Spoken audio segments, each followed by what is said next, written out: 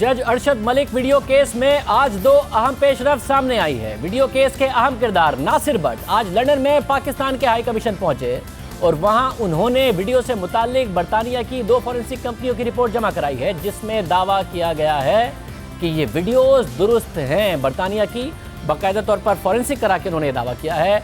ये वही नासिर भट्ट हैं जिन्होंने मरियम नवाज की जानिब से 6 जुलाई को जारी की गई वीडियो बनाई थी और जज अरशद मलिक ने इल्जाम लगाया था कि नासिर भट्ट ने उन्हें ब्लैकमेल किया था। वीडियो जारी होने के बाद नासिर भट्ट तहकीकाती इदारों के सामने पेश नहीं हुए, वो बरतानिया में हैं और ये खबरें सामने आई हैं कि उन्होंने बरतानिया में वीडियोस की फॉरेंसिक करवाई है और यही फॉरेंसिक रिपोर्ट जमा कराने वो आज लंदन में पाकिस्तानी हाई कमीशन पहुंचे।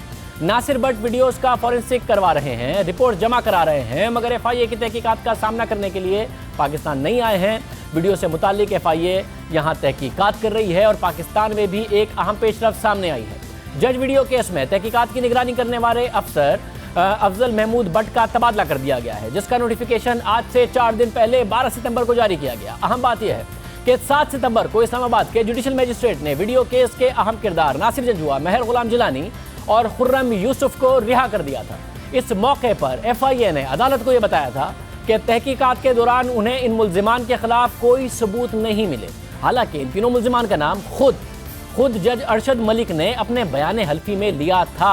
अब मुल्जिमान की रिहाई के बाद एक और अहम पेशरफ्त ये सामने आई है कि इस केस की निगरानी करने वाले अफसर का तबादला हो चुका है, जबकि इस्लामाबाद हाई कोर्ट 2 दिन बाद यानी 18 सितंबर को नवाज शरीफ की अल-अज़ीज़िया रेफरेंस में सजा के खिलाफ अपील की समाअत करने जा रही है। इस मामले से मुतालिक मज़ीद क्या तफसीलात बात करेंगे नुमाइंदा खुसूसी जाहिद गिचकोरी से। जाहिद, बहुत शुक्रिया। जाहिद, तबादले भी हो रहे हैं, इन्वेस्टिगेशन भी हो रही है, क्या तफसीलात हैं? शाहजेब, जज अरशद मलिक केस में 14 दिन में बड़ी ड्रामाई पेशरफ्त सामने आ रही हैं। उसमें सबसे बड़ी पेशरफ्त ये है कि जो इन्वेस्टिगेशन के इंचार्ज थे उसको OSC बना दिया गया है और साथ ही इन्वेस्टिगेशन टीम को भी तब्दील कर दिया गया है। साइबर विंग से इसको काउंटर टेररिज्म विंग को दे दिया गया है और साथ ही ये 2 सितंबर से सिलसिला शुरू हुआ था इस ड्रामाई पेशरफ्त का, जिसमें इनको तीनों मुल्ज़मान को, जो मरकज़ी मुल्ज़मान थे, उनको गिरफ़्तार किया गया था। फिर 5 दिन बाद उनको रिहाई मिल गई। उस रिपोर्ट की बुनियाद पे जो तहकीकाती रिपोर्ट थी FIA की, जो कि हमारे पास भी हासिल है, उसमें वाज़े तौर पर लिखा हुआ है कि 3 जो मरकज़ी मुल्ज़मान हैं, जिसमें जज अरशद मलिक ने इन पर इल्ज़ाम लगाया था कि इन्होंने मदद की है वीडियो बनाने में नासिर भट्ट वगैरह को, लेकिन उनके ख़िलाफ़ कोई सबूत नहीं मिला है। और उसमें यह भी इल्ज़ाम लगाया गया था जज की तरफ से कि ब्लैकमेल किया गया है, रिश्वत की पेशकश की गई है, उसके बारे में भी कोई सबूत नहीं मिला। तो इस तरह से उनकी बुनियाद पर उनको ज़मानत दे दी गई थी, लेकिन ठीक 5 दिन बाद इस अफजल भट्ट का ट्रांसफ़र कर दिया गया, उसको OSD बना दिया गया, उसको कहा गया कि आप एस्टेब्लिशमेंट डिवीज़न को रिपोर्ट करें। और इसमें कुछ वाक़या ये है कि जो वीडियो थी, जो कि सब्जेक्टिव वीडियो थी, जज अरशद मलिक की पैमरा से उसकी कॉपी ले ली गई थी। फोरेंसिक डिपार्टमेंट ने उसका एनालिसिस किया था, जो कि अहम तरीन वीडियो थी जिस पे पूरा केस खड़ा है। हमारी मालूमात में उसका जो प्रोविजनल रिज़ल्ट थे, जो कि अबूरी रिज़ल्ट थे, वो सील कर दिए गए थे।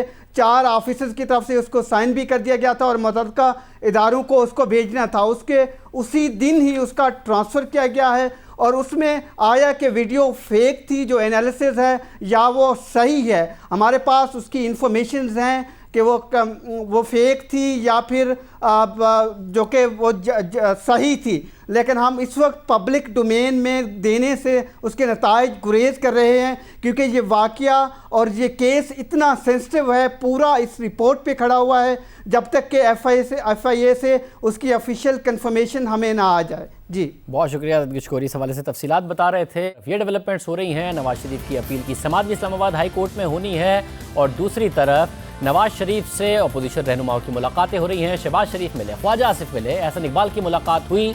सवाल ये उठ रहा है कि मौलाना फजलुर रहमान के धरने में नून लीग शिरकत करेगी या नहीं करेगी। हुकूमत को गिराने आ रहे हैं, दावा कर रहे हैं कि 15 लाख लोग साथ ला रहा हूँ। ऐसा क्या मियाँ नवाज शरीफ भी सोच रहे हैं? उन्होंने क्या हिदायत की जब वो आज पार्टी रहनुमाओं से मिले? ख्वाजा आसिफ साहब हमारे साथ मौजूद हैं। ख्वाजा साहब, बहुत शुक्रिया। ख्वाजा साहब, शहबाज शरीफ साहब आप लोगों की मुलाकात हुई, मौलाना फजलुर रहमान साहब से भी शहबाज शरीफ की मुलाकात हुई। क्या इस वक्त मियाँ नवाज शरीफ क्या चाहते हैं? वो चाहते हैं आप लोग शिरकत करें मौलाना फजलुर रहमान के धरने में?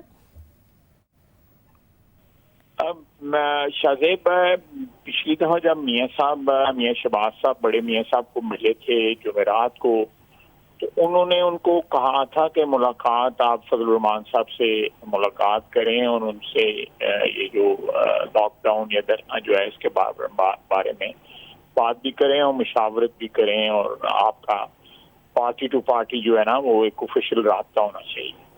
तो ये मियाँ साहब ने जो है, मियाँ शहबाज साहब ने ये इस चीज़ के बारे में जो है वो ब्रीफ किया है बड़े मियाँ साहब को। लेकिन ये उस सिलसिले में ये मीटिंग नहीं थी, ये तो ज़्यादा इस पे गुफ्तगू बड़ी मुख्तसर सी हुई है। वहाँ पे वकील जो थे मियाँ साहब के 3 लॉयर्स आए हुए थे, और मेन जो मौजू रहा ऑलमोस्ट मैं कहूँगा कि 80% जो बातचीत जो हुई वो जो इस वक्त परसों तारीख है बुध के रोज़ मियाँ साहब की अपील की, और उसमें ज़मानत का भी जो है वो पॉसिबिलिटी जो है उसके मतलब भी बात होती रही। मतलब दूसरे मियाँ नवाज शरीफ की अपनी मर्जी क्या है इस हवाले से? उन्होंने क्या कहा, वो क्या चाहते हैं मौलाना फजल रहमान के हवाले से? उन्होंने तो बिल्कुल मियाँ शहबाज को, जिस तरह मैंने अर्ज किया ना कि पिछले जुमेरात को उन्होंने मियाँ साहब ने कहा कि भाई आप मियाँ साहब ऐसे मौलाना फजल रहमान साहब से मिले, और उन्हीं की हदायत पे रात को जो है ये मीटिंग हुई है डिनर पे, और उसमें ये मुशावरत हुई है। आप उसका क्या दिन और टाइम होता है वो भी और 8-10 रोज में जो है वो भी सामने आ जाएगा। ख्वाजा साहब ये बताइए, ज़ाती तौर पर आप क्या सोचते हो और आपकी पार्टी क्या सोच रही है? आप मेन स्ट्रीम पार्टी हैं, 1 करोड़ से ज़्यादा वोट लिया है आपने, नंबर 2 आप इस वक्त असेंबली में जो सीटें हैं उसकी तादाद के लिहाज से भी नंबर 2 पार्टी हैं, वोटों के तादाद से भी नंबर 2 पार्टी हैं। मौलाना फजल रहमान जो कि मज़हब का इस्तेमाल भी करेंगे, वाज़े तौर पर इसका इशारा कह रहे हैं, उसकी नंबर 2 पार्टी के तौर पर आप उनके धरने में शिरकत करेंगे? जो इल्ज़ाम आप ताहिरुल कादरी साहब पर लगाते थे कि इन्हें तो होस्टेज बना लेते हैं, मदरसे के बच्चे मिनहाजुल कुरान के बच्चे हैं जिनकी अपनी फ्री विल नहीं है उनको ले आते हैं, ये इल्ज़ाम तो मौलाना पर भी लगेगा कि मदरसे के बच्चों को वो लेकर आ गए हैं। तो आप एक सियासी जमात नंबर 2 पार्टी के तौर पर मौलाना फजल रहमान के धरने में शिरकत करेंगे जिसमें मज़हब का भी इस्तेमाल हो रहा होगा और जिसमें वो इल्ज़ामात लगेंगे जो कि ताहिरुल कादरी साहब पर लगते थे और उसी तरीके से हुकूमत गिराने आ गए, जिस तरीके से आपके 1 साल बाद इमरान खान साहब और ताहिरुल कादरी साहब आ गए थे और आप तनकीद करते थे? देखें शाहजेब, ये चीज़ें तो जो आप कह रहे हैं ये हमारी जो इंडो जो है डिस्कशंस में ही हो सकती हैं। मैं उनको मीडिया में डिस्कस करने से बड़े अदब के साथ आपसे माजरत कर लूँगा, क्योंकि हर पार्टी में ओपिनियंस होते हैं, डिफरेंट स्ट्रेन ऑफ ओपिनियन होते हैं, इख्तलाफ राय होता है। जो आप कह रहे हैं भी किसी की राय हो सकती है, इसके पर मुखालिफ भी किसी की राय हो सकती है। तो पॉलिटिकल पार्टी बड़ी एक एब्स्ट्रैक्ट सी एंटिटीज होती है ना, तो वो उसमें ये राय जो आप कह रहे हैं इसका हो सकता है ये मजलिस आमला की मीटिंग में इस राय का भी कोई इजहार करें। जो चीज़ है मैं बिल्कुल आपके साथ एग्री करता हूँ कि इस किस्म की इख्तिलाफ राय होता है, और उसी के बाद जो है ना जो है एक कंसेंसस जो है वो डेवलप होगा कि भाई पार्टी ने एक इकाई के तौर के ऊपर तो सपोर्ट करना है और इसको आगे लेके चलना है। मतलब आपको वैसे लगता है कि सुबकी भी हो सकती है, क्योंकि ऑपोजिशन के पास पूरी तादाद थी फिर भी चेयरमैन सेनेट को नहीं हटा पाए, तो आपको वैसे भी रिलक्टेंट हैं कि ऐसा ना हो कि पीपल्स पार्टी ने पहले ही फासला अख्तियार कर लिया है, मौलाना फजल रहमान साहब गिरा पाएंगे नहीं गिरा पाएंगे, साथ में हम भी रगड़े जाएंगे, तो ये आप लोग रिलक्टेंट है?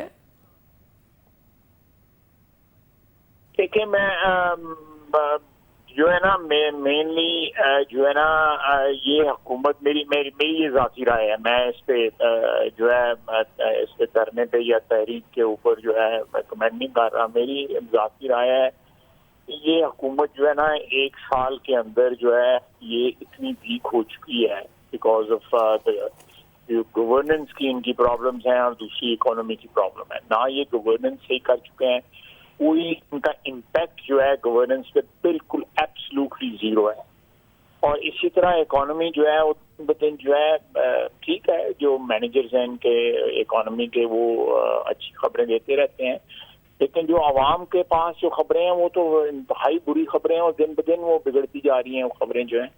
तो इसलिए मैं समझता हूँ कि ये दो फैक्टर्स जो है ना, ये मेजर फैक्टर्स हैं। एक बैड गवर्नेंस और दूसरी बैड इकोनॉमी जो है, जिसकी वजह से हुकूमत जो है मुज़म्मिल हो गई है।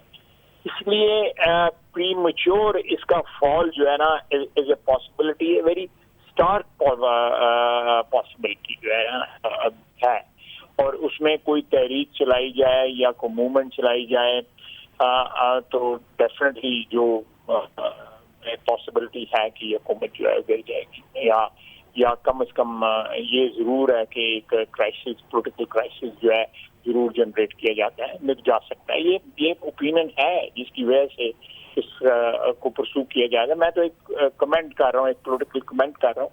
बाकी जो डिसीजन मेरी पार्टी का होगा मैं तो उस पर आमीन कहूँगा। बहुत शुक्रिया। ख्वाजा आसिफ साहब हमारे साथ मौजूद थे। रहनुमाए नून लीग के इस वक्त नून लीग की जो क़यादत है उस पर बाकायदा तौर पर इख्तलाफ नज़र आ रहा है कि मौलाना फजलुर रहमान के धरने में शिरकत नहीं करनी चाहिए। कुछ हामी भी हैं, मुखालफत भी है। देखते हैं कि फ़ैसला इस हवाले से क्या होता है। प्रोग्राम में एक ब्रेक शामिल करते हैं। कराची को फिर उम्मीद दिलाई गई है, 1 महीने की उम्मीद, 2 हफ्ते की, कभी 1 महीने की, बार बार उम्मीद दिलाई जाती है। अब नासिर हुसैन शाह साहब ने कहा है कि 1 महीने के अंदर कराची का कचरा साफ़ होने वाला है। वाकई होने वाला है या नहीं, क्या वाकई इस दफ़ा तैयारी के साथ ये बयान आया? बात करेंगे एक ब्रेक के बाद।